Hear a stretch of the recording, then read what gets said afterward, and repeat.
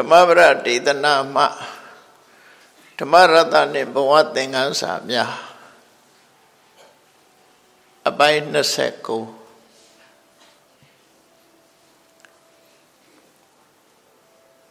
ဒီနေ့အပိုင်း29မှာမြတ်စွာဘုရားဟောတဲ့ဒေသနာတော်အစဉ်တိုင်းမှတ်တမ်းတင်ထားတဲ့အရာကတော့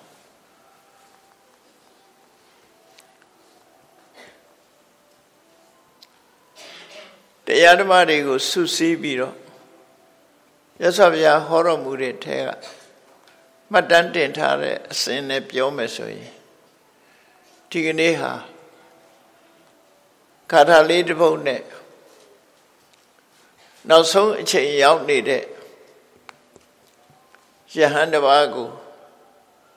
မြတ်စွာဘုရားကဆုံးမတဲ့စကားလေးပါပဲ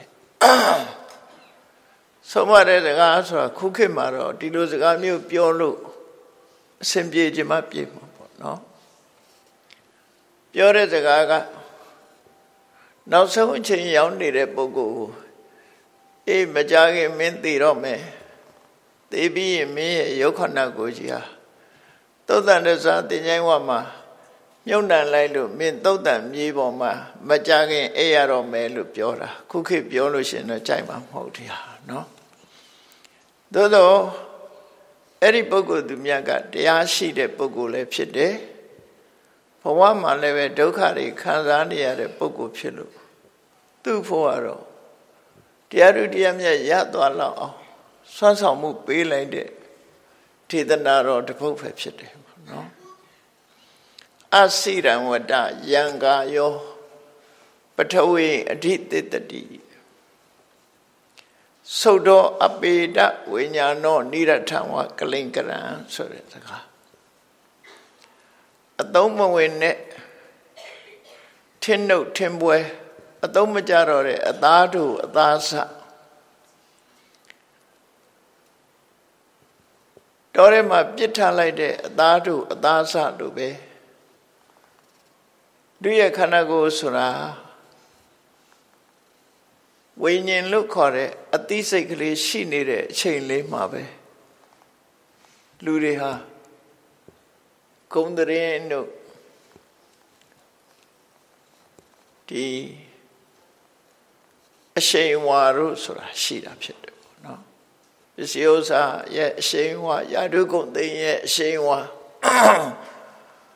အသိစိတ်လေးရှိနေတဲ့အချိန်မှာ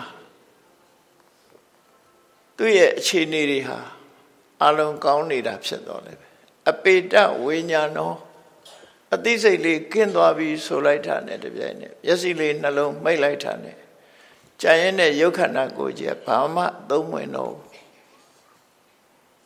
အသုံးမကျတဲ့တစ်သားချောင်းပြစ်လိုက်ရတယ်လို့ပဲတစ်သားချောင်းကမှမီးဆိုင်လို့အသုံးကျလိုက်ဦးခန္ဓာကိုယ်ကြီးကတော့ဘာမှအသုံးမဝင်တော့လို့ပြစ်လိုက်ရတာဖြစ်တယ်မပြစ်လိုက်ပဲနဲ့ယူဆောင်ထားရတာဆိုတာဘာတစ်ခုမှမရှိဘူးသုတ်တော်ဆိုတာသုတ်တန်သွားပြီးတော့ပြစ်လိုက်တာပဲလူသေးသွားလို့ရှိရင်သုတ်တန်သွားပြစ်ကြတာပဲလေအိမ်ပေါ်မှာကြာကြာထားပါလားဆိုဘယ်သူမှမထားထားတဲ့ပုဂ္ဂိုလ်ဟာတော့အကြောင်းတစ်ခုခုကြောင့်တော့ထားကောင်းထားလိုက်မယ်တကယ်တော့သိသွားပြီဆိုလို့ရှိရင်အသိစိတ်ကင်းသွားတာနဲ့တပြိုင်နက်ဒီယုတ်ခန္ဓာကိုယ်ယူပြစ်လိုက်ကြတာအဲ့ဒီပြစ်လိုက်တဲ့ယုတ်ခန္ဓာကိုယ်ကြီးကပြစ်ချလိုက်တဲ့နေရာမှာပဲမြေကြီးပေါ်အိတ်လေရတော့တာပဲလို့ဆိုလို့ရပေါ့ဘယ်တော့မှနောက်ထပ်ပြန်ထတာဆိုမရှိတော့ဘူးလေ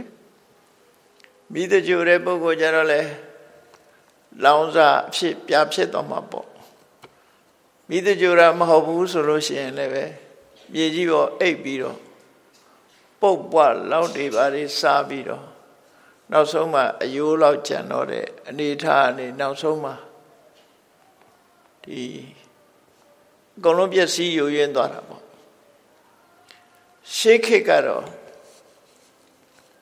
လူတယောက်သေဆုံးတယ်ဆိုလို့ရှိရင်ဖြူလူမျိုးတွေဆိုတာသူသုံးတဲ့ပစ္စည်းတွေရောဘာတွေရောနာနာမှာထားပြီးတော့မြုပ်နေမြုပ်ထားရှိကြတယ်ပေါ့ နော်သူ့ရဲ့သုံးဆောင်ပစ္စည်းတွေအထူးသဖြင့်ယာတိဂုံသိစီစဉ်ဥစ္စာရှိတဲ့ပုဂ္ဂိုလ်တွေတိုင်းပြည်အုပ်ချုပ်သွားတဲ့မင်းတွေဆိုသေသွားရင်တော့သူတို့မှမြုပ်ကြတာပြုတ်တဲ့အခါမှာကြိုက်တဲ့ပုဂ္ဂိုလ်တွေရဲ့ဆန္ဒသူတို့ရဲ့ယုံကြည်ချက်တွေနဲ့တရုတ်လူမျိုးတွေရဲ့ယုံကြည်ချက်မှကြည့်မယ်ဆိုရင်ဘုရင်တွေရဲ့တင်းကြိုင်းမှာဆိုရင်စစ်တီဘိုးပါအယုတ်ကလေးတွေပါထည့်မြုပ်ထားတာရှိတချို့ကြတော့သူ့ရဲ့မြုပ်နှံတင်းကြိုတဲ့နေရာမှာကလေးငယ်ဖြစ်လို့ရှိရင်သူကစားရအယုတ်ကလေးတွေပါတင်ထားပေးတာရှိတယ်ပေါ့နော်လူတွေရဲ့စိတ်ဆန္ဒအတိုင်းဆောင်ရွက်ကြတာပေါ့နော်သို့တော်လည်းမြုပ်နှံလိုက်တဲ့ရုပ်အလောင်းကတော့မြေကြီးပေါ်မှာပဲဒီတိုင်းဆင်းဆင်းနေရတယ်တေကနီးဖြစ်နေတဲ့ပုဂ္ဂိုလ်တူကိုမြတ်စွာဘုရားကအစိရံဝတ္တယံကာယောပထဝေအဓိတတတိအယံကာယောဤမင်းရဲ့ရုပ်ခန္ဓာကိုယ်ကြီးဟာအစိရံမကြတော့ဘူးအချိန်ပိုင်းအတွင်းလေးမှာမကြတော့တဲ့အချိန်ပိုင်းလေးအတွင်းမှာပထဝီအဓိတတတိမြေကြီးပေါ်မှာမင်းအိပ်ရတော့မှာပဲတေတော့ကမသေးခင်ကတော့အိမ်မော်အိပ်ကြတာကရင်နဲ့ပါနဲ့အိတ်သေသွားပြီဆိုရင်တင်းကြိုင်းမှာတော့ဘယ်သူမှကရင်နဲ့သိပ်မှာမဟုတ်ဘူးမြေကြီးပေါ်ပဲအိတ်ရမှာပဲဒါပထဝီအဓိတတတိမင်းမြေကြီးပေါ်ဆန်းဆန်းကြီးအိတ်ရတော့မှာတဲ့သုဒ္ဓောအပိတဝိညာဏောအသိစိတ်ကင်းသွားတဲ့တပြိုင်နက်မင်းကိုပြစ်လိုက်ကြတော့မယ်တဲ့ဒီယုတ်ခန္ဓာကိုကြီးကိုပြစ်လိုက်ကြတော့မယ်နိရထံဝကလိမ့်ဝကရံကိုယ်အိမ်မှာအသုံးမကျလို့အသုံးမကျတဲ့အမိုက်ကိုသွားပြစ်ကြတာပဲလေကိုယ်စီမှာဘာမှအသုံးမဝင်တော့ဘူးဆိုရင်ခုခေတ်ကတော့စီပင်မိုက်ပုံးနဲ့သွားထည့်လိုက်တာပေါ့လူရဲ့ခန္ဓာကိုယ်ဟာလည်းပဲအဲ့လိုပြစ်လိုက်ကြတာသုတ်တန်သွားပြီးတော့ပြစ်လိုက်ကြတယ်လို့မသေးသေးခင်သေအံဆဲဆဲဖြစ်နေတဲ့ယဟန်တစ်ပါးကိုမြတ်စွာဘုရားကဒီစကားကိုမိန့်ကြားလိုက်တာတာမန်ပုဂ္ဂိုလ်ဆိုလို့ရှိရင်ဒီလိုပြောမယ်ဆိုရင်မလွယ်လာဘူးလို့ထင်တယ်ခဏခေတ်မှာတော့နော်သေမှသာသေရောသေမဲ့စကားတော့ပြောလို့မရဘူးခုခေတ်ကတော့မြတ်စွာဘုရားကတော့ခန္ဓာကိုယ်ကြီးရဲ့သဘာဝတရားပြတယ်ဟိုကိုယ်တော်လည်းတရားရှိတဲ့ပုဂ္ဂိုလ်ဆိုတော့မြတ်စွာဘုရားဆုံးမတဲ့စကားအဆုံးမှာပဲသူကယဟနာဖြစ်သွားယဟနာလည်းဖြစ်ပြီးပြန်တော်မူသွားတာပဲနော်ယဟနာလည်းဖြစ်ပြန်တော်မူသွားတယ်ဒီပုဂ္ဂိုလ်မထေမြတ်ရဲ့ဘွဲနာမကအရှင်တိတ်တာလို့ခေါ်တယ်ပေါ့သူဇာလန်းလေးကိုနီးခဲ့ပြောရမယ်ဆိုရင်သူကတာဝတိမြို့ကမြို့ကောင်းသားတယောက်ပဲမြတ်စွာဘုရားတရားကိုနာရလို့ယင်ထဲကသရဖြစ်ပြီးသာသနာ့ဘောင်ဝင်ယဟန်ပြုတယ်ယဟန်ကောင်းပိသစွာကိုချင်းသီလနဲ့ပြည့်ပြည့်ဝနေပြီးမြတ်စွာဘုရားဆုံးမတဲ့အတိုင်းဝိပဿနာကျင့်စဉ်ကိုကျင့်ကြံကြိုးကိုအထောက်တယ်အဲ့ဒါလို့နေရင်ကနေပြီးတော့နှစ်ကလေးအတော်ရလာတဲ့အခါတရားကျင့်လို့တရားဥတရားမြတ်မရခင်ဘာဖြစ်လဲဆိုအတိတ်ဘဝကအကုသိုလ်ကံတွေချောင်းလည်းဖြစ်တယ်ပေါ့နှစ်ထန်းလေးတော်ရလာတဲ့အခါအသက်ရွယ်လေးရလာတဲ့အခါမှာယောဂတစ်ခုဆွဲကပ်လာခန္ဓာကိုယ်မှာအဖုအပိတ်နေထလာအနာကြီးတွေပေါက်လာတကိုယ်လုံးအနာကြီးတွေပေါက်ပြီးတော့ပြည်တဆူဆူနဲ့နောက်ဆုံးမှာအနာတွေကခုလို့မရဘူးရင်းတယ်ရင်းလာပြီးအယိုးထီအောင်စိုက်ထိသွားတယ်ခုခေတ်ဆိုရင်တော့ကင်ဆာယောဂလို့ပြောကြမလားမသိဘူးเนาะအဲ့ဒီကိုတော့ဟာအလုံးတွေထွက်လာတာခုခေတ်ကင်ဆာလည်းအလုံးထွက်တာပဲလေ အဲ့ဒီအလုံးတွေထွက်လာပြီးနောက်ဆုံးအယိုးထီအောင်ဆွဲပြီးအယိုးတွေပါဆွေးပြီးမလုံနိုင်မရှက်နိုင်တဲ့အနေအထားမျိုးထီအောင်ရောက်သွားတယ်ပထမတော့သူ့ရဲ့တပည့်ယဟန်တွေကပြုစုကြပါရဲ့နောက်ပိုင်းတော့တကူလုံးလည်းဖြစ်အနာတွေကလည်းများသွေးပုတ်ပြီးပုတ်တွေနဲ့ဆက်ဆုပ်ရွံ့ရှာပွဲဖြစ်တဲ့အခါကျတော့မခံနိုင်ကြတော့ဘူးမခံနိုင်တော့မထူပါဘူးကုလို့လည်းမရဘူးသေတော့မှာပဲဆိုခွာသွားကြတယ်အနာနာမှာပြုစုမဲ့ပုဂ္ဂိုလ်မရှိဘူးအသေးပဲစောင့်နေကြတော့တဲ့အနေထားမျိုးရောက်တာဒါမြတ်စွာဘုရားရဲ့စေရွန်ကျောင်းတော်ထဲမှာကျောင်းလေးတစ်ကျောင်းမှာဒီယဟန်ဟာဒီလိုပဲစွန့်ပစ်ထားတာခံလိုက်ရတယ်ပေါ့နော်အဲ့ဒီမှာမြတ်စွာဘုရားကနေ့စဉ်လှုပ်ရွလှုပ်စဉ်လုပ်ငန်းတစ်ခုရှိတယ်။ဘာလဲလို့ဆိုရင်မနေ့မိုးတောက်ချိန်မိုးတောက်ဆိုတာသိကြလားမနေ့မိုးတောက်ဆိုတာဟာအမှောင်ကလေးကရော့သွားပြီးတော့အဖြူရောင်လေးတွေလာတာမိုးတောက်လို့ခေါ်တယ်။လင်းလာတယ်ပေါ့နော်။အဖြူရောင်လေးလင်းလာတယ်။နေမထွက်သေးဘူးနေထွက်တာမဟုတ်ဘူး။နေရောင်ချီမရှိသေးဘူးသို့တော့အမှောင်လေးကပျောက်ပြီးမိုးတောက်ချိန်ဆိုတာအယောင်လေးကဖြူလာတယ်အယောင်လေးဖြူလာတယ်အဲ့ဒါကိုပစ္စုတလို့ခေါ်တယ်ပစ္စုတဆိုတဲ့ပါဠိစကားဒီပစ္စုတတိတိမိရံဝိနာသေတိတိပစ္စုတောလို့အမှောင်ကိုပယ်ဖြောက်လိုက်လို့အလင်းကလေးပေါ်လာတဲ့မနေ့ပိုင်းမှာတတိထားပြီးတော့ကြည့်အလင်းလေးပေါ်လာတယ်အဖြူရောင်အလင်းလေးတွေပေါ်လာအဲ့ဒီအချိန်လေးမှာမြတ်စွာဘုရားဟာလောကမှာရှိတဲ့သရဝါတွေရဲ့အကျိုးမနေ့စောစောမှာတစ်ချိန်အဲ့ဒီမိုးတောက်ချိန်လေးမှာတစ်ချိန်ကြည့်တယ်ညကြလို့ရှိရင်တစ်ချိန်ကြည့်တယ်လောကကြီးတစ်ခုလုံးကိုသမယုတဉာဏ်ကွန်ရက်ကြီးဖြန့်ကျက်ပြီးတော့တလောကလုံးကိုကြည့်တာကြည့်တဲ့အခါမှာမိုးတော့ချိန်ကြည့်တာနဲ့ညအခါကြည့်တာကြည့်ပုံကြည့်နေခြင်းနဲ့ကွာပြခြားနာတယ်ပေါ့မနေ့ပိုင်းမိုးတော့ချိန်မှာကြည့်ပြီဆိုလို့ရှိရင်ဟိုစัจ java လာအစွန်းကနေပြီးတော့မိမိသတင်း300ခန္ဓာကိုယ်တိုက်ထီအောင်စတာပဲစလဲစัจ java လာပဲကစကြည့်အဝေးကစကြည့်တယ်လို့ဆိုလို့တယ်အဝေးကနေအနီးကိုဆွဲကြည့်တယ်မနေ့စောစောကြည့်လို့ရှိရင်အဝေးကနေအဝေးကိုအရင်ကြည့်တယ်ပြီးတော့မှအနီးကိုကြည့်တယ်ဆိုတဲ့အဓိပ္ပာယ်ပေါ့နော်စัจ java လာကြီးတစ်ခုမှာဟုတ်ဝေးလံတဲ့နေရာကစအားပြီးတော့ကြည့်လာလိုက်တာခန္ဓာကိုယ်တိုက်ကိုရောနဲ့အနီးဆုံးနေရာရောက်သည့်ထီအောင်ကြည့်တယ်တရားရည်ရဲ့အခြေအနေကိုကြည့်လိုက်တာကျွတ်ထိုက်တဲ့တရားဆိုရင်မြတ်စွာဘုရားရဲ့ဉာဏ်တော်ထဲမှာပေါ်လာတယ်မပေါ်လာဘူးဆိုတဲ့ပုဂ္ဂိုလ်တွေလည်းရှိတယ်လူတိုင်းပေါ်လာတာမဟုတ်ဘူးအဲ့ထဲပေါ်လာတယ်ဆိုတာအတော်ကိုကံကောင်းလို့ပေါ်လာတာနော်တယ်လီစကုပ်ထဲမှာပေါ်လာတဲ့ပုဂ္ဂိုလ်မျိုးပေါ့မြတ်စွာဘုရားကြည့်တဲ့ထဲမှာတပ္ပညုတဉာဏ်ဆက်ဝန်းကြီးထဲမှာပေါ်လာတယ်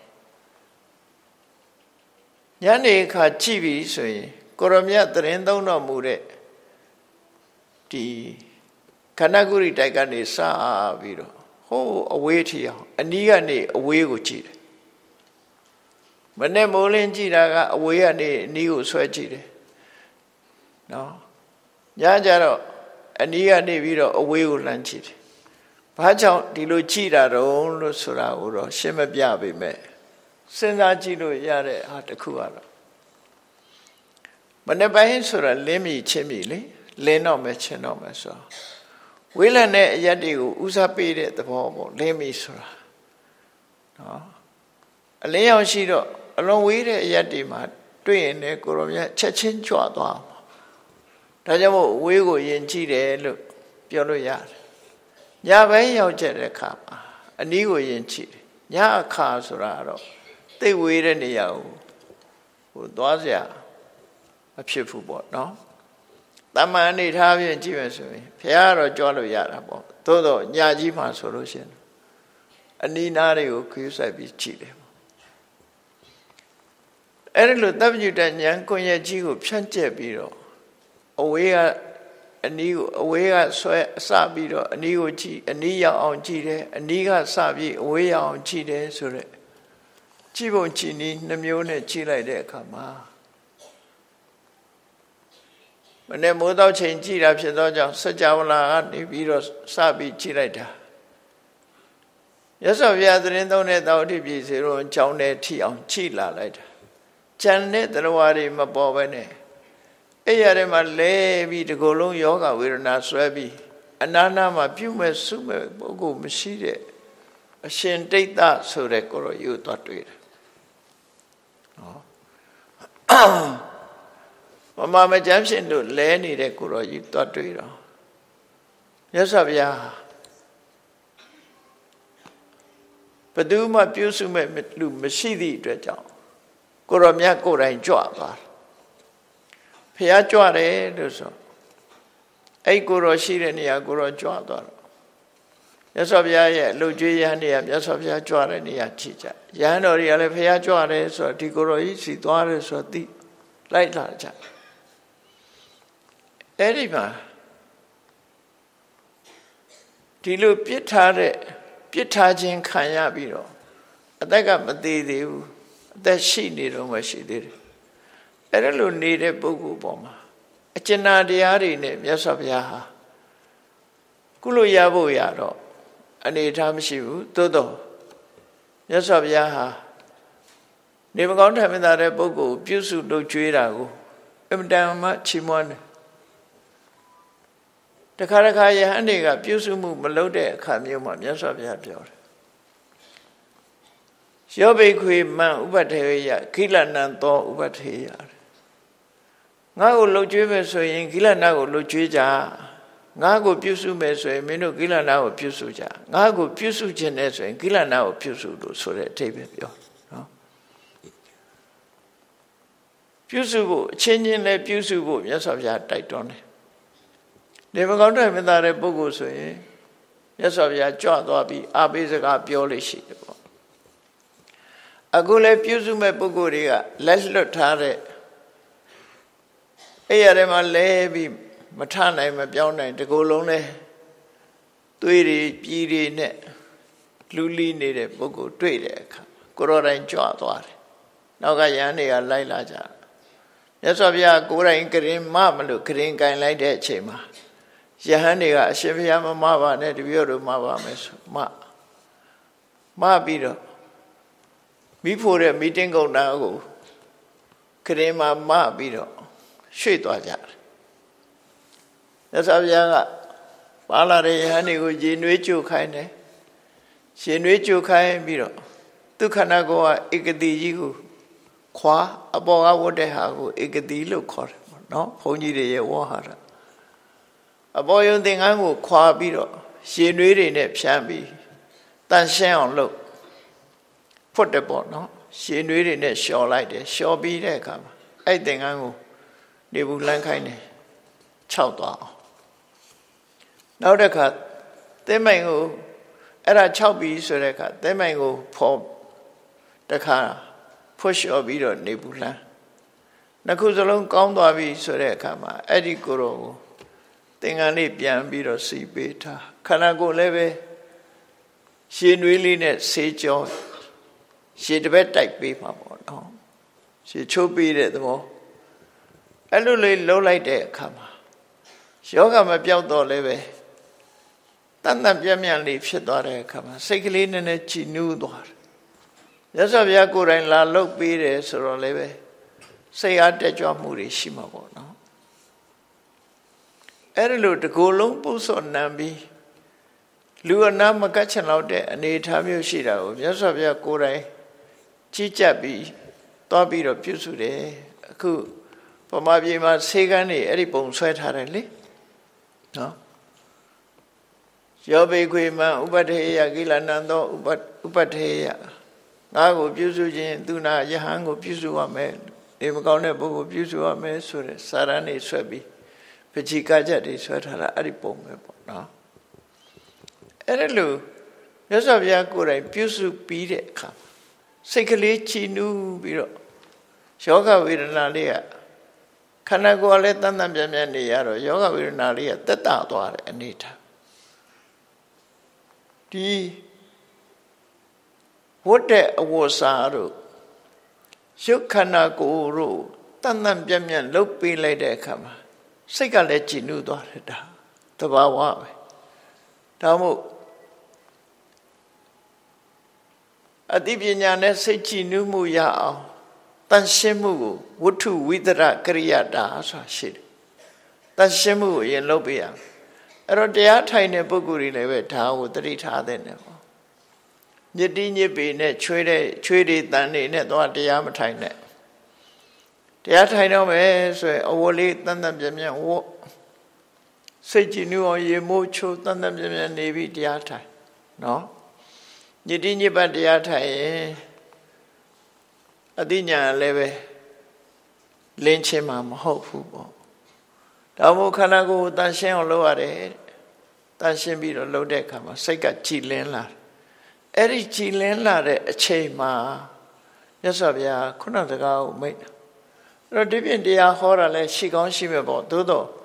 မှတ်တမ်းထဲမှာတော့ခုနစကားကိုပဲဟောတယ်အစိရံဝတ္တယံကာယော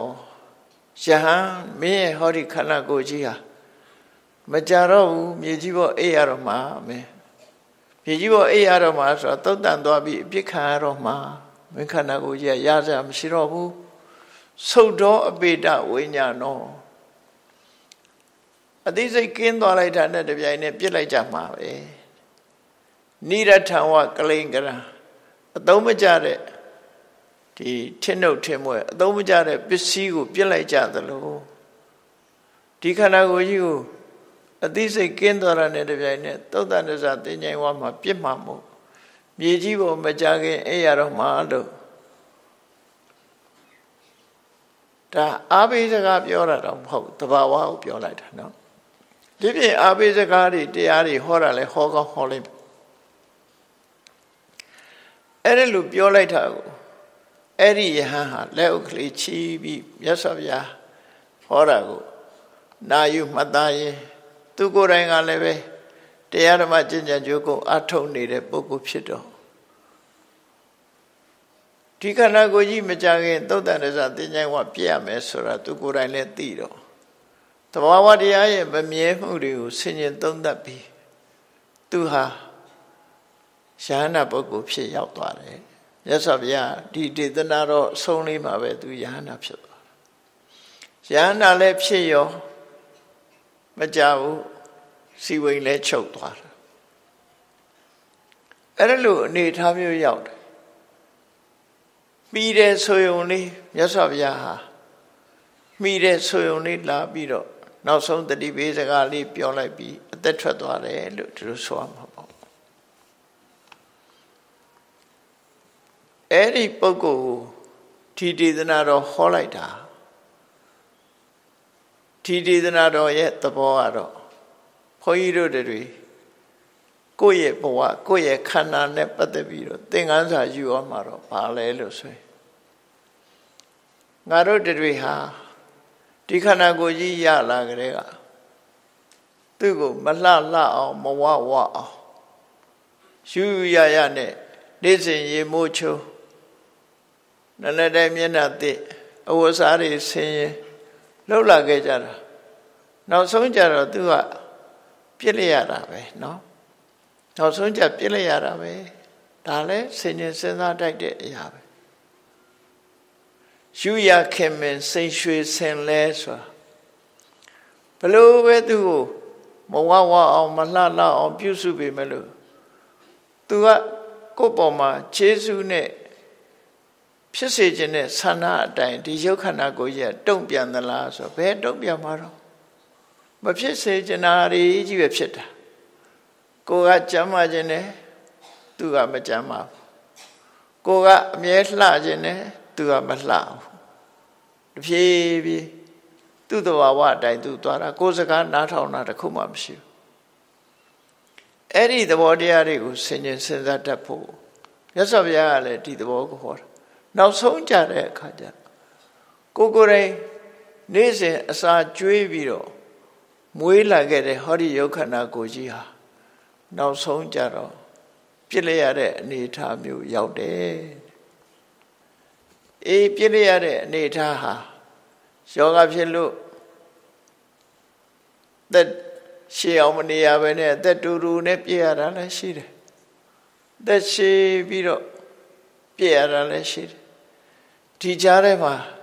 ကိုမဖြစ်ချင်တာတွေဖြစ်တယ်အစည်းတဲ့နဲ့တည်သွားတာတွေကိုမဖြစ်ချင်တာတွေလည်းအကုန်ဖြစ်တဲ့ခန္ဓာကိုယ်ကြီးအိုခြင်းတရားနှိမ့်ဆက်ခံရပြီဆိုလို့ရှိရင်နုပြိုမှုတွေအလုံးကိုသူကဖျက်ဆီးသွားတယ်လူယူဖျက်ဆီးသွားတယ်နော်နုပြိုမှုတွေမကဘူးအင်အားတွေပါဆုပ်ပြပြသွားအင်အားတွေပါဖျက်ဆီးသွားတယ်စရာတရားဟာနုပြိုမှုကိုလူရဲ့ဖျက်ဆီးပြီးသွားတာဒါကြောင့်မို့မီးလို့ခေါ်တယ်မီးဟာလည်းလောင်တဲ့နေရာမှာမဲကြရတာမဟုတ်လားပျက်စီးသွားတာပဲလေထို့တူပဲစရာဆိုတဲ့မီးဟာလည်းပဲခေါင်းမောကနေတဲ့ဆိုရင်လည်းဖြူသွားတာပဲပြေးတွေတွန့်သွားတွေကျိုးရုပ်ပြည့်စင်မြဲအနေထားမျိုးဖြစ်သွားပြီးနောက်ဆုံးမှာအယိုးပေါ်ရည်တင်နဲ့ဆွန့်ပစ်ခဲ့ရပြန်တာပဲပေါ့အဲ့ဒီလိုစရာမီဖြာတိမီနောက်ဆုံးသိရတဲ့မရဏမီဆိုတာဒီ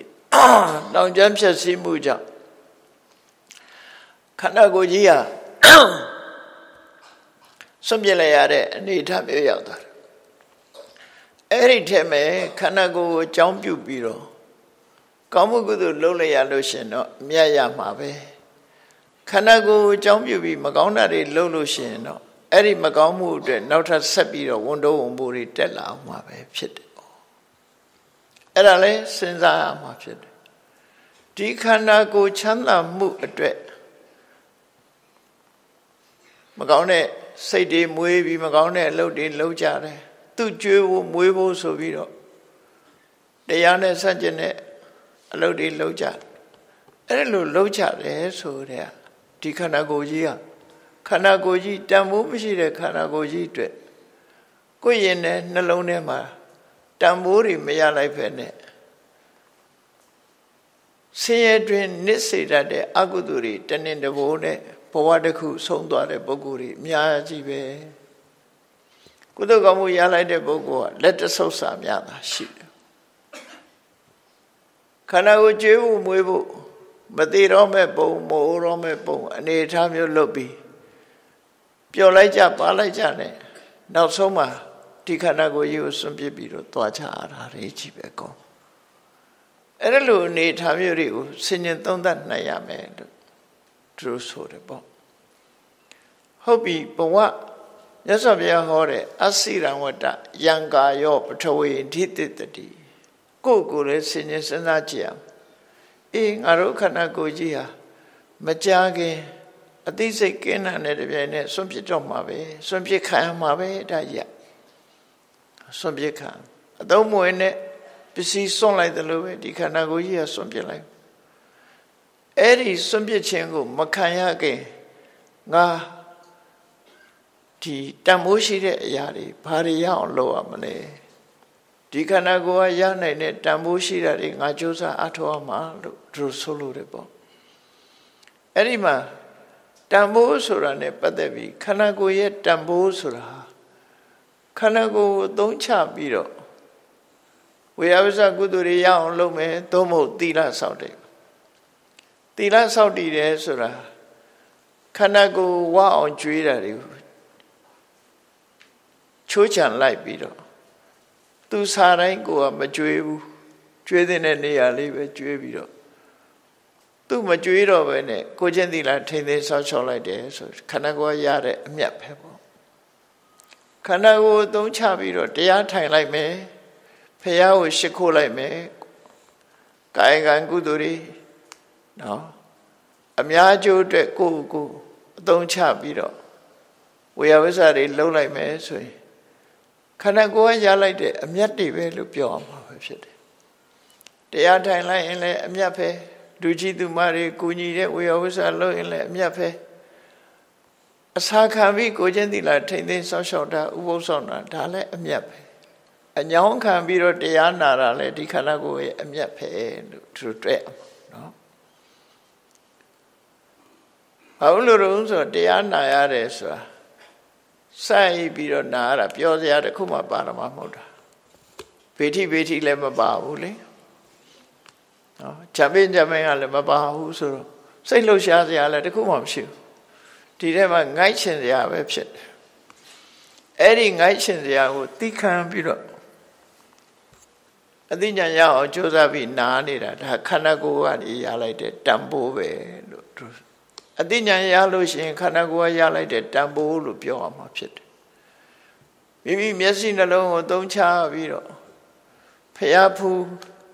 ရွှေတော်စေတီတော်ကြီးကိုကြည့်ပြီးမြတ်စွာဘုရားရဲ့ဓာတ်တော်မွေတော်တွေမြတ်စွာဘုရားကိုရည်စူးပြီးတဲထားတဲ့ဘုရားရဲ့ဂုဏ်တော်ကျေးဇူးတော်တွေစေတီကနေတစ်ဆင့်ဂုဏ်တော်ကျေးဇူးတော်တွေကိုအာရုံပြုပြီးတော့လက်ဥချီမှုရှိခိုးလိုက်တယ်ဆိုရင်ဒါခန္ဓာကိုယ်ကရလိုက်တဲ့အမြတ်ပဲလို့သူတို့ပြောရဟန်းတန်ဃာတွေနဲ့တွေ့တဲ့အခါမှာမြတ်စွာဘုရားရဲ့တပည့်သာဝကတွေဟာရှင်သာရိပုတ္တရာတို့ရှင်ကုဏ္ဏညတို့ကဆက်နွယ်ပြီးတော့ခဏိထိအောင်ဒါအဆက်တွေပဲမြတ်စွာဘုရားရဲ့တပည့်သာဝကတွေလို့စိတ်ထဲကရှည်စူးပြီးကြည်နူးတဲ့တရားနဲ့လက်ကိုချလိုက်မယ်ဆိုရင်ဒါလည်းခန္ဓာကိုယ်ရတဲ့အမြတ်ပဲအဲ့ဒါလို့ခန္ဓာကိုယ်ကရလိုက်တဲ့အမြတ်တွေရအောင်ယူနိုင်မှဒီခန္ဓာကိုယ်ကကိုယ့်အတွက်အကျိုးပြုတာဖြစ်မှာအဲ့ဒါလို့မဟုတ်ဘူးဆိုလို့ရှိရင်တော့နောက်ဆုံးအချိန်မှာစွန့်ပစ်လိုက်ရတာပဲရှိမယ်ဘာမှမြတ်မထတခြားဝေယဝိဇ္ဇကုသိုလ်တွေလူမှုရေးကိစ္စတွေနော်လှူဖို့တန်းဖို့လုပ်ကြတာတွေခန္ဓာကိုယ်ကာယကံမြောက်ကြိုးစားအထောက်မှုတွေအားလုံးအများအတွက်လုပ်တဲ့ကောင်းတဲ့အကျိုးတွေကိုဆောင်ရွက်တဲ့အလုပ်တွေမှန်သမျှဟာကိုယ်ကရသုံးပြုပြီးရတဲ့ကုသိုလ်တွေမှန်သမျှဟာကိုယ့်အတွက်အမြတ်တွေပဲလို့သူတို့ဆိုရမှာဖြစ်တယ်နော်အဲ့ဒါလို့တန်မိုးရှိတာကိုလုပ်အောင်နောက်တစ်ခုကတော့အသက်ရှင်နေတဲ့အချိန်လေးမှာကိုယ့်ရဲ့ရှင်တဲ့နှလုံးထဲမှာအမှတ်တမဲ့မနေပဲနဲ့တတိတရားတွေတိုးတက်ပွားများလာအောင်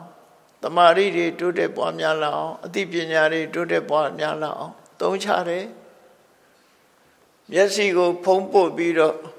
Facebook တွေကြည့်နေမဲ့အစားတရားစာအုပ်လေးဖတ်ပြီးခေါင်းနဲ့ရအောင်လုပ်ဒါလည်းခန္ဓာကိုယ်ကနေရလိုက်တဲ့အကျိုးပဲနော်တယ်လီဗီရှင်းထိုင်ကြည့်ပြီးတော့ဒါဟာလုပ်နေမဲ့အစားတရားစာအုပ်လေးဖတ်ပြီးတော့အသိစိတ်လေးတွေဝင်လဲခန္ဓာကိုယ်ရတယ်အဲ့ဒါလို့အကျိုးအမြတ်ကိုရအောင်ယူတတ်ဖို့လိုတယ်လို့နောက်ဆုံးကြရင်တော့ပြည့်လျက်မှာလေးချပဲပေါ့တနေ့ကုန်တနေ့ကန်းဂိမ်းထိုင်ဆော့နေလို့မျက်စိတွေညောင်းဘာရလိုက်တော့ဘာမရရလိုက်တာဘာရှိတော့ဆိုဂိမ်းဆော့တဲ့အခါမှာဥပမာစစ်တိုက်တာလှုပ်လို့ရှိရင်ဟိုတစ်ဖက်ကိုသေစေခြင်းတဲ့စိတ်တွေအကုသိုလ်တွေဖြစ်တယ်နော်အကုသိုလ်တွေဖြစ်တယ်ကလေးတယောက်ကဂိမ်းဆော့တာဘယ်လိုလုပ်တုံးဆိုလို့ရှိရင်သူ့အမေကြီးရဲ့ပုံကိုထားပြီးသူကအမြောင်းနဲ့ပြစ်တယ်ကဲအဲ့လိုကလေးတောင်ရှိတယ်အမေကြီးပုံကိုထည့်ပြီးတော့အမြောင်းနဲ့ပြစ်တယ်အမေကြီးခေါင်းပြတ်သွားတာသူကသဘောကျအဲ့လိုဟာမျိုးတွေကြတော့အကုသိုလ်တွေတက်တက်ရှားနေတယ်လို့ဖြစ်တတ်တယ်ပေါ့အဲ့ဒါတွေလည်းသတိထားရမယ်အချက်တွေအဲ့တော့ခန္ဓာကိုယ်ကရနိုင်သမျှအမြတ်တွေကိုရအောင်ကြိုးစားထုတ်ဖို့အဲ့ဒါကိုမြတ်စွာဘုရားကတတိပေးတဲ့သဘောပဲဘဝတစ်ခုရလာလို့ရှိရင်တို့ရဲ့ခန္ဓာကိုယ်ကြီးဟာအစိရံဝတ္တယံကာယောပထဝီဓိတတတိသုတ်တော်အပေတဝိညာအသိစိတ်လေးကင်းသွားတာနဲ့အလုံးရပိုင်ခွင့်နေဆုံးရှုံးသွားမှာပဲငါတို့ဟာဒီလေယာရုအာနာစည်းစိမ်ဥစ္စာရှိတဲ့ပုဂ္ဂိုလ်ပဲဖြစ်အောင်တော့အသိစိတ်ကင်းသွားတာနဲ့တပြိုင်နက်ယာရုလည်းပြုတ်စည်းစိမ်လည်းသူပိုင်တာတခုမှမရှိဘူး အတောကမင်းကြီးဆိုတာနော်အထက်တယူဇနာအောက်တယူဇနာအာနာစက်ပိုင်သားတယ်ပိုင်ဆိုးတယ်ဆိုတဲ့အတောကမင်းကြီးဟာတဖြည်းဖြည်းနဲ့ယာတုဒီယောဂဝေဒနာရလို့အဲ့ရတဲ့မှာပက်လက်နေတဲ့အချိန်မှာသူဟာလှူလွန်အားကြီးတော့သူ့ရဲ့ဩဇာအာဏာတွေကနောက်ဆုံးမှသူ့လက်ထဲမှာတစ်ခုမှမရှိတော့တေကနီးကြတော့ဆေးဆရာကဆေးနဲ့ဆေးလေးတုပ်ပြီးတော့ပေးထားတယ်ဇီဝသီလေးတစ်ချမ်းရှရှားသီလေးတစ်ချမ်းပဲသူ့ထဲမှာရှိတော့ကျန်တာတစ်ခုမှမရှိတော့ဩဇာလည်းကုံသူ့ပိုင်သမျှတွေလည်းအကုန်ဆုံးသူပြောတဲ့စကားတွေလည်းတစ်ခုမှမရတော့ဘယ်သူမှလုံးမပေးတော့နောက်ဆုံးမှာရှရှားသီသို့မဟုတ်ဇီဝသီဖန်ကားသီလေးတစ်ချမ်းပဲအဲ့ဒါဆေးဆရာကပေးထားတာလေးပဲလက်ထဲမှာကင်ပြီးတော့ဆုံးသွားရှာပိုင်နာနောက်ဆုံးကြအဲ့လောက်ပဲရှိတော့ပစ္စည်းဥစ္စာတွေဘလို့ချမ်းသာကိုမပိုင်တော့ကိုစီမံပိုင်ခွင့်ကိုမရှိတော့အဲ့ရတယ်အလုံးသိမ်းသွားကုန်ပြီနော်အမွေဆိုင်တဲ့လူတွေနဲတဲ့တောင်ထင်သေးတယ်အကုန်သိမ်းသွားတော့ကိုရတာဘာတစ်ခုမှမရှိတော့အလုံးဟာထားပစ်ခဲ့ရပြီလို့အဲ့ဒီသဘောတရားတွေဟာမစင်စားပဲနဲ့မနေရဘူးစဉ်းစားပြီးတော့ကိုတန်ဖိုးရှိတဲ့အရာတစ်ခုရအောင်ကြိုးစားအထောက်အမယ်ဆိုဒါကမြတ်စွာဘုရားဟောကြားတဲ့အစိရဝတ္တယံကာယောဆိုတဲ့ဂါထာရဲ့ဓမ္မရတ္တဆင်ញင်စဉ်းစားပြီးဘဝသင်္ကန်းစာရအောင်ရှုဖို့လိုတယ်ပေါ့နော်ကိုယ့်အတွက်မှာဒါသင်္ကန်းစာတစ်ခုပဲတို့တွေအသိစိတ်လေးမကင်းခင်ဒီခန္ဓာကိုယ်ကြီးမပြစ်ချရခင်လေးမှာလှုပ်တဲ့လှုပ်ထိုက်တာတွေကောင်းတာတွေကိုသုံးချပြီးတော့တို့လုံးမယ်ဆိုတဲ့စိတ်ဓာတ်မျိုးနဲ့ကြိုးစားဖို့လို့ဒီလိုဆိုလိုတာပေါ့နော်သေရာလေးတစ်ခုကြီးပဲမတွေးပဲနဲ့မသေးခင်လုံးဝမဲ့အချက်တွေကိုကြိုးစားလုပ်ကြဖို့အဲ့တော့ဒီမထေမြတ်ရှင်တိတ်တဆိုတဲ့ပုဂ္ဂိုလ်သူများမြတ်စွာဘုရားတတိပေးဆုံးမလိုက်တဲ့တရားကိုနာရင်ကနေသူရဟန္တာပုဂ္ဂိုလ်ကြီးဖြစ်ပြီးတော့သုတိစိတ်ကြသွားတယ်အဲ့ဒီမှာသူ့ရဲ့ရုပ်အလောင်းကိုတင်းညွတ်ခြင်းပြုပြီးသူ့အယိုးထက်တွေကိုမြတ်စွာဘုရားတဏှာမှာစုပြီးတော့ထုပဆိုတာလေးတဲ့ထုပဆိုတာအယိုးထက်ထည့်ထားတာထုပရဲ့အဓိပ္ပာယ်ကဘာလို့ဆိုမြေကြီးကိုကုန်းမောက်မောက်ကလေးလုပ်ပြီးစဘာပုံလို့ပေါ့ကုန်းကလေးလုပ်ပြီးအဲ့ဒီကုန်းပေါ်မှာထားတာဒါထုပလို့ခေါ်တယ်ထုပဆိုတာမို့မောက်မောက်ကုန်းလေးဖြစ်အောင်လုပ်ပြီးတည်တာဒါထုပအယိုးဓာတ်တွေထည့်ထားတာထုပအဲ့ဒါကိုပူဇော်ကြတဲ့အခါမှာစေတိယထုပနဲ့စေတိယဆိုတာနှစ်ခုရှိတယ်အဲ့ဒါလို့ထုပလုပ်ပြီးတော့ကိုယ်ဝဲတိုက်တဲ့ပုဂ္ဂိုလ်ဟာဖရာရဲ့ပိစိကဗုဒ္ဓရဲ့ယဟန္တာရဲ့လူတွေကဆိုရင်စိစေဥစ္စာကြီးမားဆုံးတရားသဖြင့်တိုင်းသူပြည်သားတွေကိုအချုပ်တဲ့စကြဝဠာမင်းထုပရဟပုဂ္ဂိုလ်ဆိုတာ၄ဦးပဲရှိတယ်အဲ့ဒါလို့ထုပဆိုတဲ့အယိုးအိုးပေါ့အယိုးအိုးစီတီထားပြီးတော့ဒီအရှင်ဒိဋ္ဌရဲ့နောက်ဆုံးအချိန်ကိုမြတ်စွာဘုရားဆောင်ရွက်ပေးတယ်အဲ့ဒီအချိန်မှာဒီပုဂ္ဂိုလ်အရှင်မြတ်နဲ့ပတ်သက်ပြီးတော့ယဟန်တွေကသူ့ဘဝရဲ့အကြောင်းကိုမြတ်စွာဘုရားကိုမေးကြတယ်အရှင်ဘုရားယောဂဝေဒနာတွေနှိမ့်ဆက်ပြီးတော့မြတ်စွာဘုရားကြွရောက်ပြီးပြုစုပြီးနောက်မကြာခင်ပဲပြန်လွန်တော်မူသွားတဲ့ဒီဥဒိဋ္ဌဘယ်များရောက်သွားတော့ဆိုပြိဋိဘံဆံသွားပြီတဲ့မြတ်စွာဘုရားပြိဋိဘံဆံတယ်ဆိုတဲ့စကားလုံးကိုမြတ်စွာဘုရားသုံးလိုက်တာပြိနိဗ္ဗုတောနိဗ္ဗုတောဆိုငြိမ်းသွားပြီလို့ပြောလိုက်တာနော်ငြိမ်းသွားတယ်ဆိုတာဘယ်ရောက်သွားတော့လို့ပြောလို့မရဘူးလေကိုယ်ရှိမှ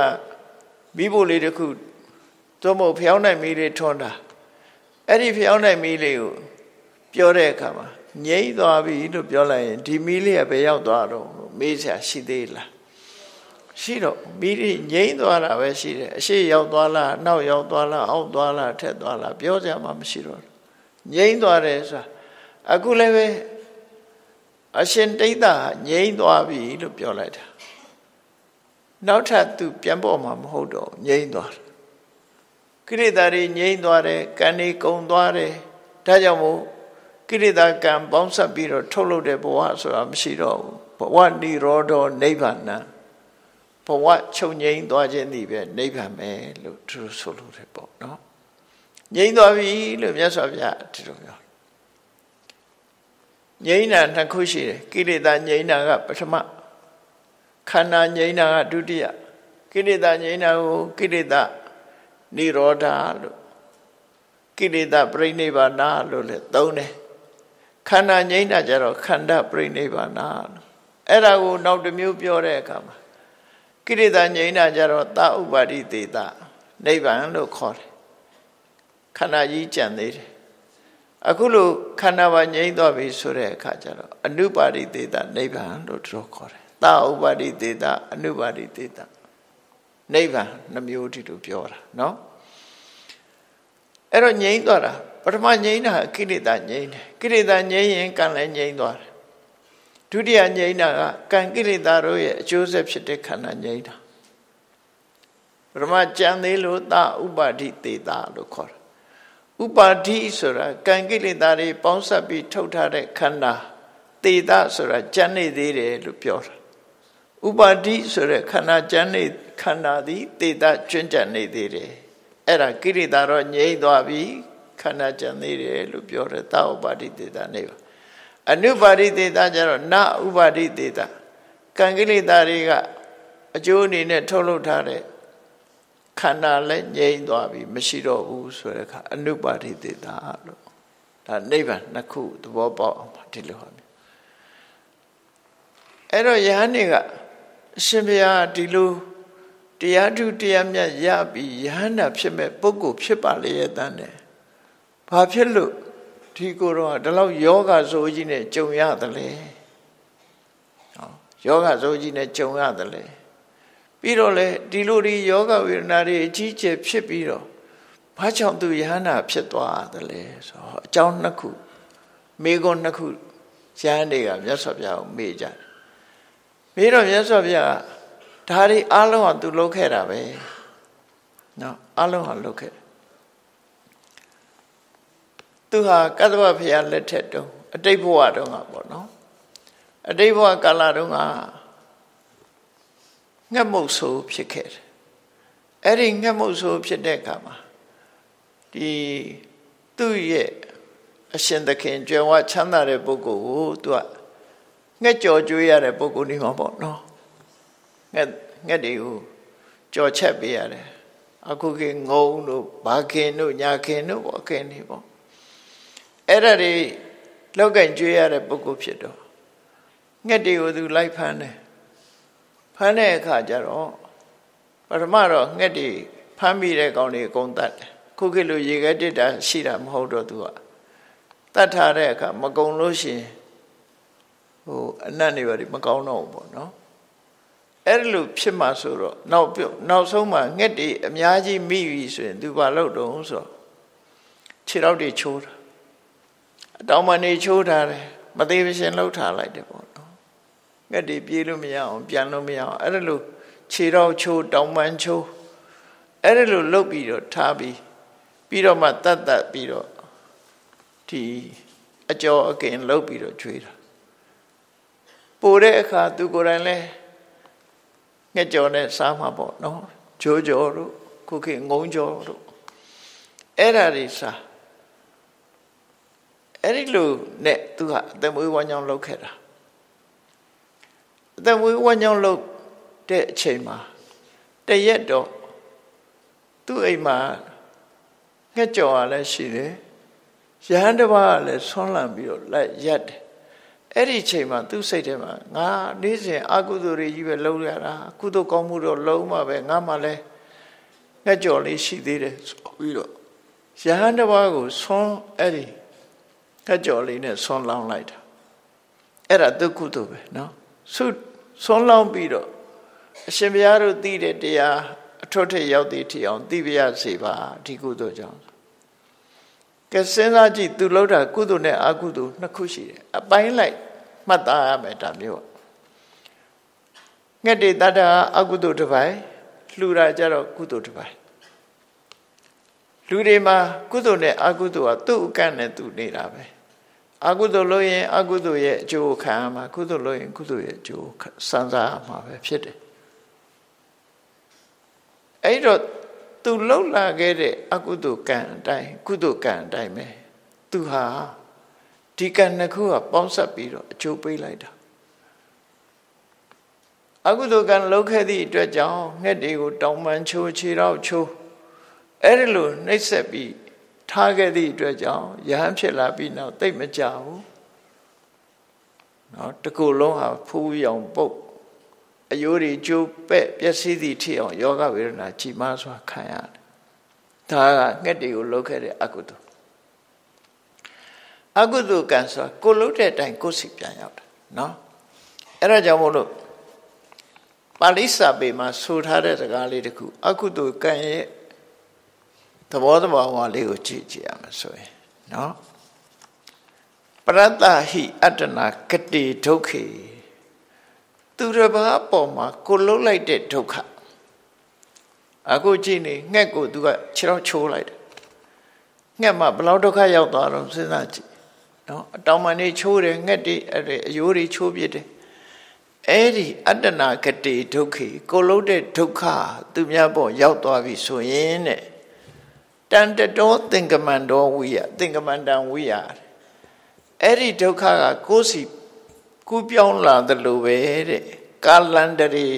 အချိန်ခါတစ်ခုကွဲပြားခြားနာပြီးတဲ့နောက်မှာတဲ့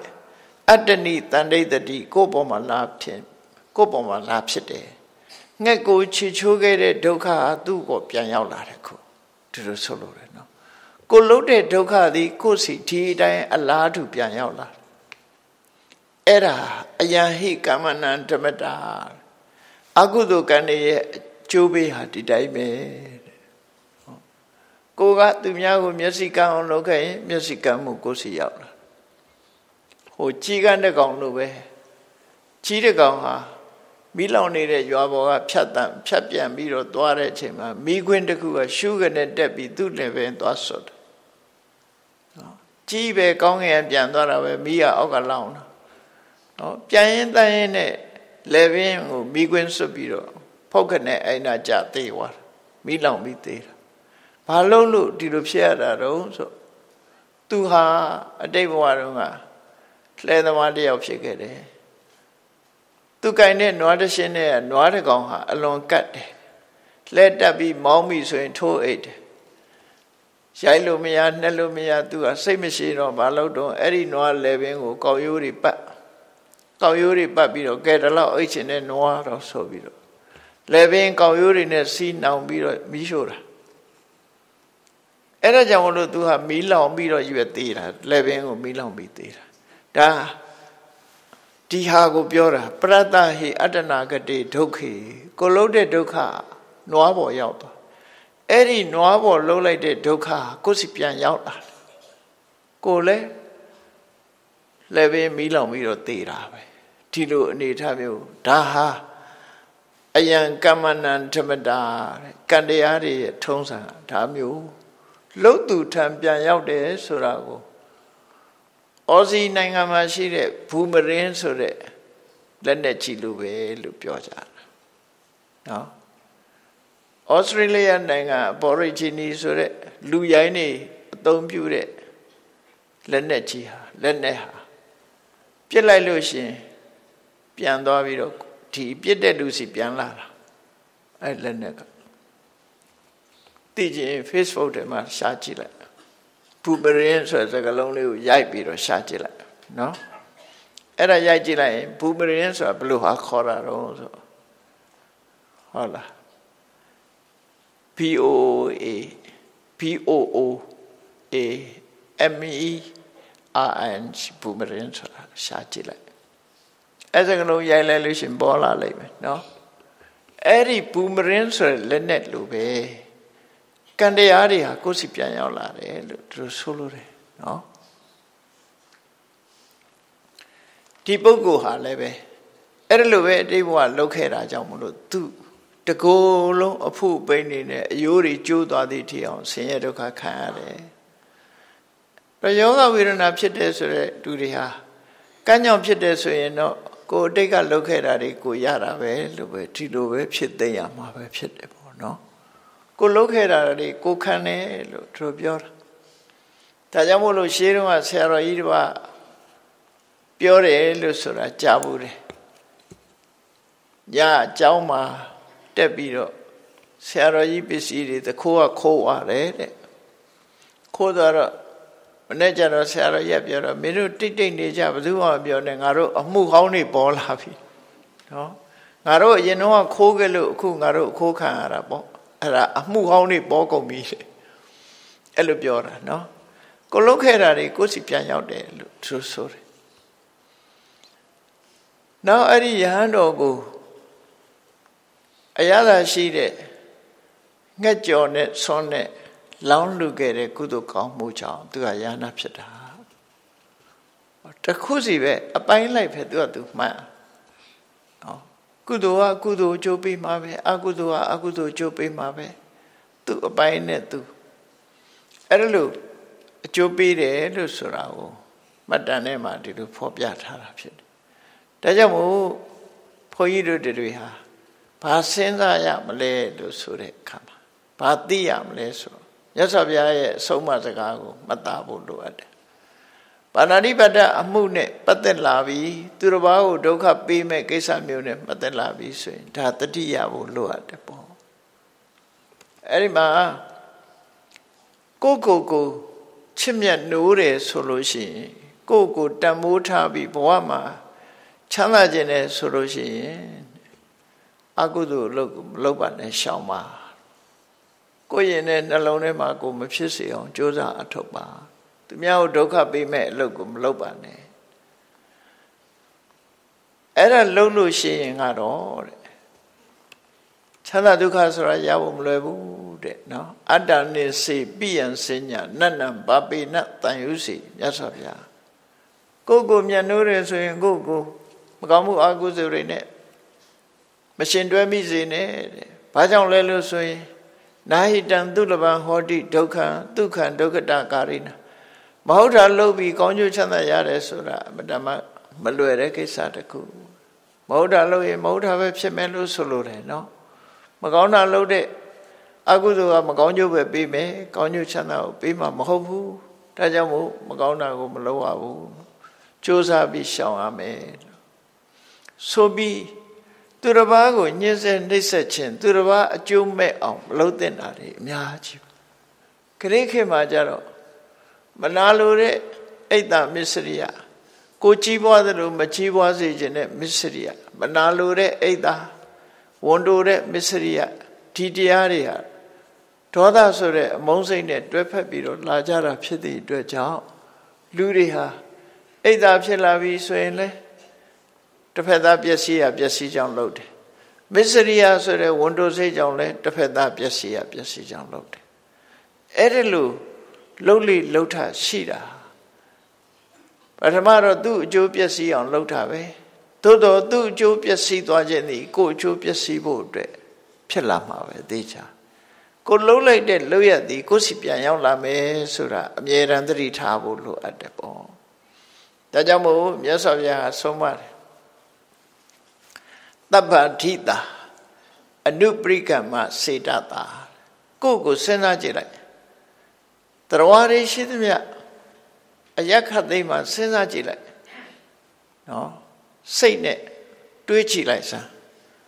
နေဝိဇ္ဇကပိယတရမတ္တနာကွာစီဘယ်နေရာမှကိုယ့်ရဲ့ပို့ချစ်တဲ့လူဆိုတာမတွေ့ဘူးနော်လူတိုင်းဟာကိုချစ်ဆုံးပဲကိုတန်ဖို့ထားဆုံးပဲလိုက်ရှာကြည့်လိုက်အယက္ခသိမ်းမှာလိုက်ပြီးတော့ရှာကြည့်လိုက်ဘယ်နေရာမှကိုယ့်ရဲ့ပို့ချစ်တဲ့ပုဂ္ဂိုလ်ဆိုတာမတွေ့ဘူးတဲ့အေးအဲ့ဒါလေးကိုသတိထားပြီးတော့ဧဝံပိယောပုထုအတ္တပရိသံလောကလူတွေဟာကိုယ့်ကိုချစ်ဆုံးပဲ တရားတွေအလုံးဟာကိုယ့်ကိုချစ်မြတ်လို့ကြတာဖြစ်တယ်ဒါကြောင့်မို့သူလည်းသူဟာသူချစ်တယ်ငါလည်းငါကိုယ်ကိုငါချစ်တယ်ဒါကြောင့်မို့နဟိန္တိတတ္တမနဟိန္တိပရမတ္တကာမောကိုယ့်ကိုမျက်နှိုးတယ်ဆိုလို့ရှိရင်သူများကိုဒုက္ခပေးတဲ့အလုပ်မလုပ်ပါနဲ့လို့သူပြောတာနော်သူများကိုဒုက္ခပေးပြီးတော့ကိုချမ်းသာရဖို့ဆိုတာဘယ်နည်းနဲ့မှမဖြစ်နိုင်ဘူးဒါပရဒုက္ခပဒါနေနအတ္တနောဒုက္ခမိစ္ဆတိကိုကတော့စိန်ကြသူများကိုဒုက္ခပေးကိုခေပြောတာလို့ပေါ့သူများမျက်ရည်ကြမှာထမင်းဝတဲ့လူမျိုးရှိသေးတယ်လေသူများကိုမျက်ရည်ကြအောင်လုပ်ပြီးတော့မှကိုထမင်းဝဖို့ကိုကြည်ပွားဖို့ရှာတဲ့ပုဂ္ဂိုလ်မျိုးဘယ်တော့မှသူဟာချမ်းသာဒုက္ခရမှာမဟုတ်ဘူးတဲ့ပရဒုက္ခပဒါနေနအတ္တနောဒုက္ခမိစ္ဆတိဝေရတန်တဲ့ကတတ္တထောဝေရသောနပမုစ္စတိတပည့်သားကိုညှင်းဆဲနှိပ်စက်ပြီးတော့မှကိုကရယူလာတဲ့အခွင့်အရေးတစ်ခုဟာအဲ့ဒီညှင်းဆဲနှိပ်စက်မှုခံလိုက်ရတဲ့ပုဂ္ဂိုလ်အလားတူကိုလည်းခံရမယ်ဆိုတော့ဒါကိုစိတ်ထဲနှလုံးထဲမှာထားရမယ်ဒါကြောင့်ရှောင်ရမယ်လို့ဆိုနာဟိန္တိတတ္တမနာဟိန္တိပရမတ္ထကာမောကိုကျိုးစီးပွားကိုလိုလိုက်ရင်သူများကိုဘယ်တော့မှဒုက္ခရအောင်မလုပ်ပါနဲ့ဒီစိတ်ဓာတ်ကိုမွေးမြူဖို့မြတ်စွာဘုရားဆုံးမဩဝါဒပေးတာဖြစ်ပါတယ်ဒီတိဋ္ဌမထေမြတ်ရဲ့ဇာလန်းကိုမှတ်သားထားပြီးကောင်းတာလုပ်ရင်ကောင်းကျိုးရတယ်မကောင်းတာလုပ်ရင်မကောင်းကျိုးရတယ်မကောင်းကျိုးကိုကြောက်တယ်ဆိုရင်မကောင်းကျိုးကိုပေးတတ်တဲ့အကုသိုလ်တွေကိုရှောင်ရှားဖို့ပဲဖြစ်တယ်ကောင်းကျိုးချမ်းသာကိုလိုလားတယ်ဆိုရင်ကောင်းကျိုးချမ်းသာကိုရစေနိုင်တဲ့ကုသိုလ်တရားကိုဒုတွေလောက်ရမှာဖြစ်တယ်လို့ရှင်းရှင်းကြီးသိမြင်ပြီးတော့ကိုမျက်နှိုးတဲ့ပုဂ္ဂိုလ်တိုင်းဟာမကောင်းမှုကိုရှောင်ပြီးကောင်းမှုတွေကိုလွတ်ဆောင်ကြမှာဖြစ်တယ်လို့ကိုစီမှတ်သားပြီးမြတ်ဗုဒ္ဓရဲ့ဆုံးမတရားအတိုင်းလိုက်နာကျင့်သုံးနိုင်ကြပါစေကုန်သတည်း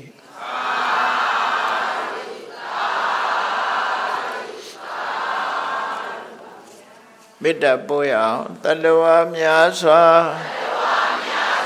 ဖေးရန်กว่าချမ်းသာကြပါစေတတ္တဝါများစွာဖေးရန်กว่าချမ်းသာကြပါစေမေတ္တာရည်ချမ်းသောငါဖြံငြိမ်းချမ်းကြပါစေမေတ္တာရည်ချမ်းသောငါဖြံငြိမ်းချမ်းကြပါစေသက်ရှိချမ်းသာစိတ်ချမ်းသာလူရဆန္ဒပြည့်ပါစေသက်ရှိချမ်းသာစိတ်ချမ်းသာလူရဆန္ဒပြည့်ပါစေဖုံလန္တာဒုက္ခပင်ကစားမေတ္တာပုံနေတုသင်္ကမမနောတရတိတဗ္ဗေတံဘဝယန္တုဒုက္ခန္တကမေတ္တာပုံနေတုသင်္ကမစုပေါင်းဖို့အမေတ္တာတဟုရောင်မြူပါဝင်းငွေလာမင်းနှင့်ရောင်ချင်းရှဲယုံပေါင်းဆောင်ရခြင်းကြောင့်သဗ္ဗေတံကျွေးမဲ့ဥသုံးလုံးစုံများစွာတတ္တဝါတို့၏မနောတရတိမြင်မြတ်ဖြူစင်အေးကြည်လင်းသည့်ရေစဉ်ပြည့်တင်းစိတ်နှလုံးတည်းဟုသောရေအိုင်ကြီးအတွင်၌ဒုက္ခပင်ကစားစင်ထောရအိမြจิตာတာယာပွင့်လန်းချမ်းသာဒုက္ခတည်းဟုသောကုမုဒ္ဒရာကြာပန်တို့သည်ဖုံးလန္တဝန္တရွှေမြူဝမုံလူလျက်ကြည်နူးပွဲကြုံဖူးပွင့်ညကုန်သည်ဖြစ်၍ဒုက္ခန္တကလေအောင်လေးတဲ့ရောရှက်သင်ပြန်ပိတိတိဟုသောယနံတို့သည်ဘဝယံတုကောင်းစွာမဲ့သွေကြိုင်လိုက်၍နေကြပါစေကုန်တည်း